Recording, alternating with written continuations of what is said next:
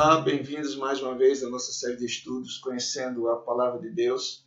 E hoje nós vamos abordar o penúltimo livro da Bíblia, a Epístola de Judas, ou Carta de Judas. Antes de nós mencionarmos um pouco o conteúdo desta carta, nós gostaríamos de trazer algumas informações que são importantes.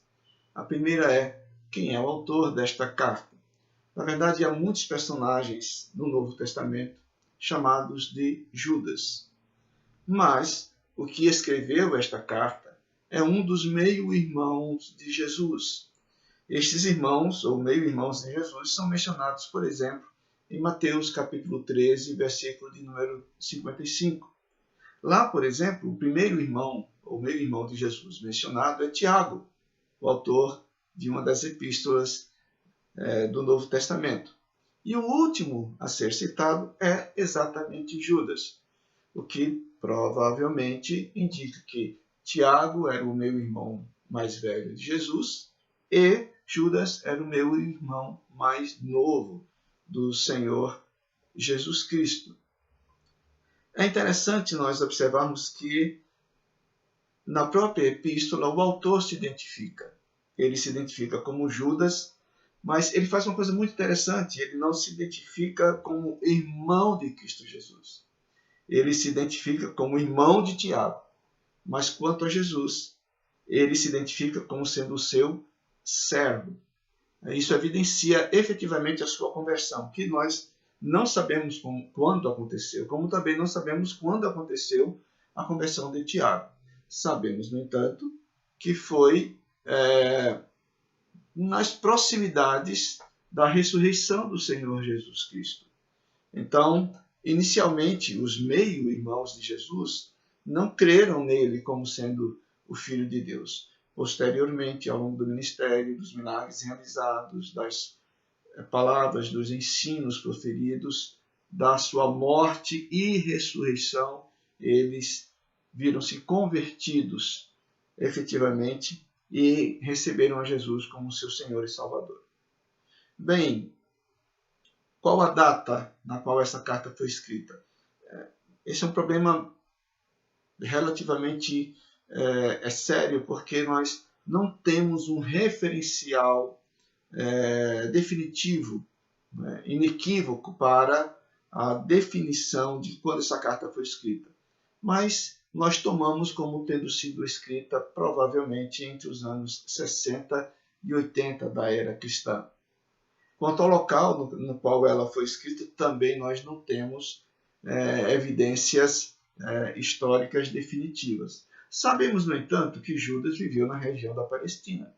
Então, nós tomamos o local como a região da Palestina, que envolvia vários lugares. Mas foi na região da Palestina que esta carta foi produzida. Produzida para quem? Quem foram os destinatários originais desta epístola? Foram cristãos judeus. Percebemos isso, dentre outras coisas, pelas várias menções, várias citações, não só de textos do Antigo Testamento, mas também de textos da literatura tradicional judaica. Então, por essas evidências, nós observamos que os destinatários desta carta eram judeus cristãos que estavam vivendo um momento de crise na existência, na doutrina da igreja.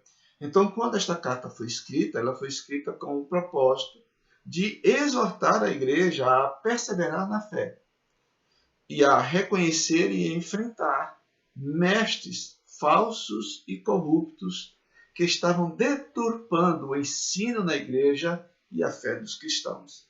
Infelizmente, esta era uma ocorrência muito comum, mas de uma forma muito acentuada no meio de comunidades judaicas. Então, os cristãos judeus enfrentaram muito esse tipo de desafio. Bom, sendo esta uma epístola, qual é a estrutura formal dela? Bem, ela é composta pelas partes normais de uma epístola. Uma introdução, que vai dos versículos números 1 e 2, o corpo da epístola, que começa no capítulo 4, no versículo de número 4, e vai até o versículo de número 23. E a conclusão da epístola, versículos números 24 e 25. Então, este é a estrutura, é o formato desta epístola, escrita no primeiro século por Judas, meio-irmão do Senhor Jesus Cristo. Bem, qual a finalidade com a qual Judas escreve esta carta? Qual é o conteúdo da mensagem desta carta? Bom, obviamente, Judas escreve esta carta, como já mencionamos antes, para exortar aqueles irmãos a permanecerem firmes na fé. Nós encontramos isso no versículo de número 3. Ele estava disposto a escrever àqueles irmãos sobre um outro assunto, a salvação comum, né? A graça comum da salvação e a comunhão comum da salvação em Cristo Jesus.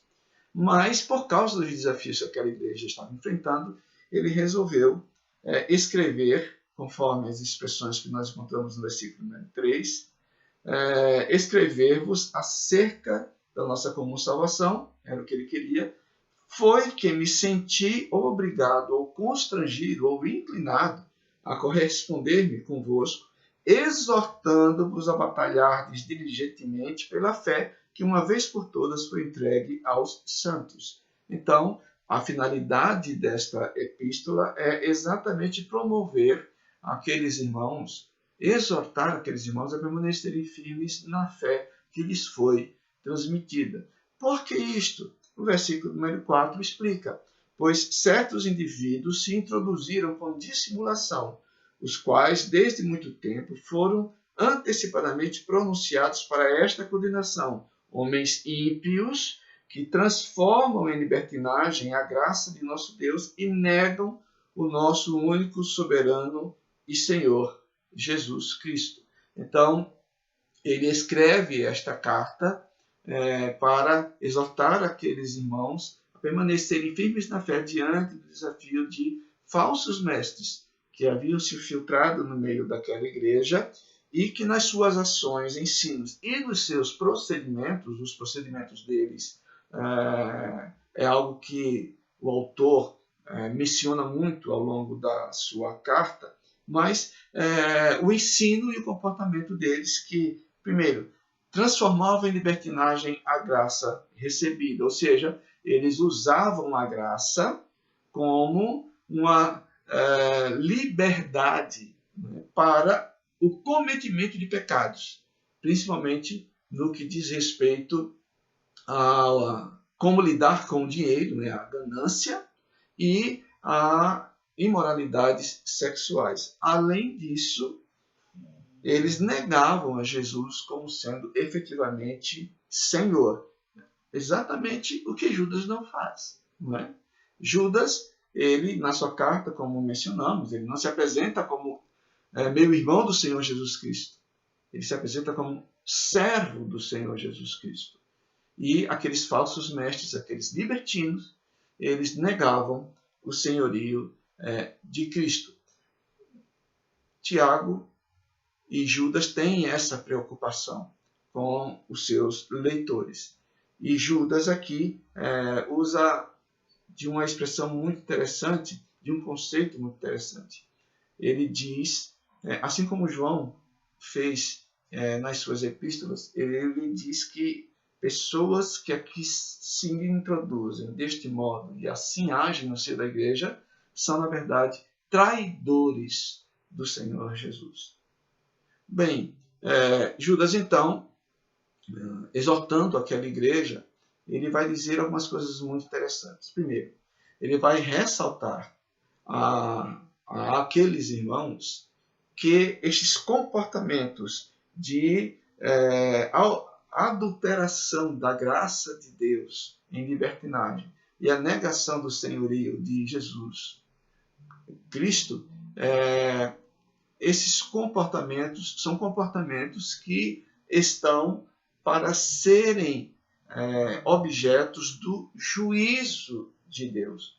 E ele vai fazer uma coisa muito interessante, ele vai mostrar isto desde o Antigo Testamento. Por exemplo, ele vai citar israelitas que se rebelaram no deserto, anjos que se rebelaram contra Deus, os habitantes de Sodoma e Gomorra como exemplos de pessoas e de seres que foram devidamente julgados e punidos já naquela época. Todos esses ilustram os comportamentos condenáveis: rebelião contra a autoridade de Deus, imoralidade sexual e rejeição dos mensageiros de Deus. Então, rejeitarem ao verdadeiro evangelho é tornarem-se condenáveis ao juízo, como foram punidos os israelitas na antiguidade, os anjos que caíram e os habitantes de Sodoma e Gomorra. Depois ele vai citar rebeldes ou pessoas rebeldes que também agiram corrompendo outras pessoas e que também caíram no juízo de Deus. Então, ele cita, por exemplo, Caim, né, que assassinou o seu irmão Abel e que construiu uma cidade violenta. Balaão, que não podendo amaldiçoar o povo de Deus, no entanto, ensinou os inimigos do povo de Deus como conduzi-los, né, os judeus, os israelitas, à idolatria. E aí os israelitas foram punidos por Deus.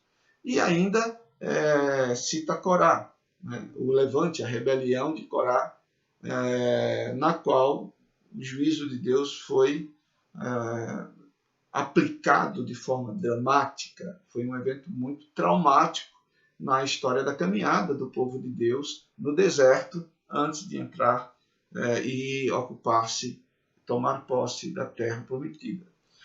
Judas, olhando tudo isso e dizendo e mostrando que tanto aqueles que se comportaram indevidamente foram punidos, quanto aqueles que corromperam outros também foram punidos.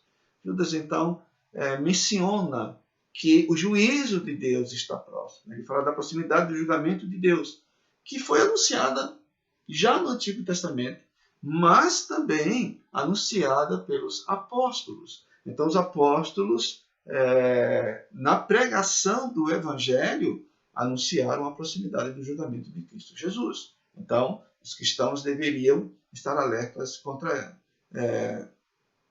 essa verdade, né? Eles deveriam estar atentos a essa verdade de que haverá um julgamento da parte de Cristo contra estes rebeldes, né? E contra estes libertinos. Então, o povo deveria permanecer firmes na fé. Como essa firmeza poderia se desenvolver? Como é que aqueles irmãos deveriam agir para permanecerem firmes na fé? Já no finzinho de sua carta, Judas vai dizer como. Ele vai dizer que eles poderiam alcançar a firmeza na fé, primeiro, edificando-se nessa fé por meio da prática da oração. É importante observar que esta fé, ela diz respeito não somente à convicção íntima com a qual se crê em Deus, mas fé, aqui na verdade, é o conjunto da harmonização entre o ensino e a prática de vida. Então, ele diz que este ensino e prática de vida deveriam ser consolidados através da prática da oração. Diz também que eles deveriam preservar-se no amor e misericórdia que provém de Deus.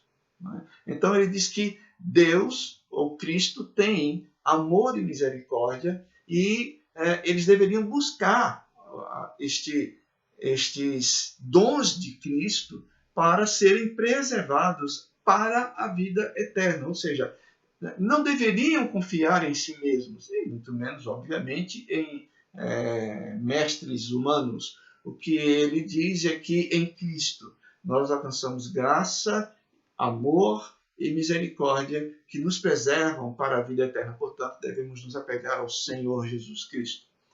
ele ainda vai dizer mais, de que esta firmeza na fé, ela se demonstra e ela é consolidada não somente pela edificação na fé por meio da oração, não somente no buscar preservar-se ou ser guardados no amor e misericórdia de Cristo até a vida eterna, mas ele diz algo muito interessante. Ele também diz que essa atitude de uma fé consolidada deve ser demonstrada através também do compadecimento para com aqueles débeis, aqueles que estão em dúvida na fé, e mesmo para com aqueles que estavam agindo contra o senhorio de Cristo. Tiago diz que deve haver compaixão para com eles, né? Para com os que estão na dúvida, auxílio para que eles não caiam nas artimanhas dos detratores da fé e do senhorio de Jesus Cristo, mas até para com estes, eles deveriam usar de amor e compaixão para com eles, sem, no entanto, envolver-se nas suas doutrinas e práticas. Diz assim, que eles deveriam detestar até mesmo a roupa que eles vestem. Né? Então, detestar e rejeitar o comportamento, mas demonstrar a eles o amor de Cristo. Finalmente, Judas termina a sua carta com uma doxologia de palavras belas, extraordinárias e motivadoras. Ele termina a sua epístola nos versículos de números 24 e 25, que são exatamente os versículos que compõem a conclusão da epístola, com estas palavras extraordinárias de exortação e motivação àqueles irmãos, mas também de expressão de verdades contínuas e eternas que podemos experimentar nós também hoje em Deus. Ele vai dizer o seguinte, e esse é o texto central nosso hoje, é o texto de destaque desta epístola para nós hoje. Ora, àquele que é poderoso para vos guardar de tropeços e para vos apresentar com exultação, imaculados, diante da sua glória, ao único Deus, nosso Salvador, mediante Jesus Cristo, Senhor nosso, glória, majestade, império e soberania, antes de todas as eras, e agora e por todos os séculos. E termina dizendo, assim seja. Então, os cristãos deveriam dar ao Senhor Deus, ao poderoso, para nos guardar toda honra, glória, majestade, império, soberania, reconhecendo o seu senhorio, pregando este senhorio, vivendo sobre este senhorio, testemunhando este senhorio até a volta do Senhor Deus. A Ele seja a glória, majestade, império e soberania, agora e por todos os séculos. Amém. Esta é a mensagem desta pequena epístola, mas de uma urgência, mas também de uma exortação tão profunda para as nossas vidas e tão edificante para nós hoje também, como sempre acontece com a inspirada palavra de Deus. Esperamos que este estudo tenha sido útil e que nós possamos dele também tirar os princípios para as nossas vidas hoje. Deus abençoe a todos. No nosso próximo estudo, iniciaremos a abordagem do último livro da Bíblia, o livro de Apocalipse. Que Deus nos preserve. Até lá. Um abraço a todos.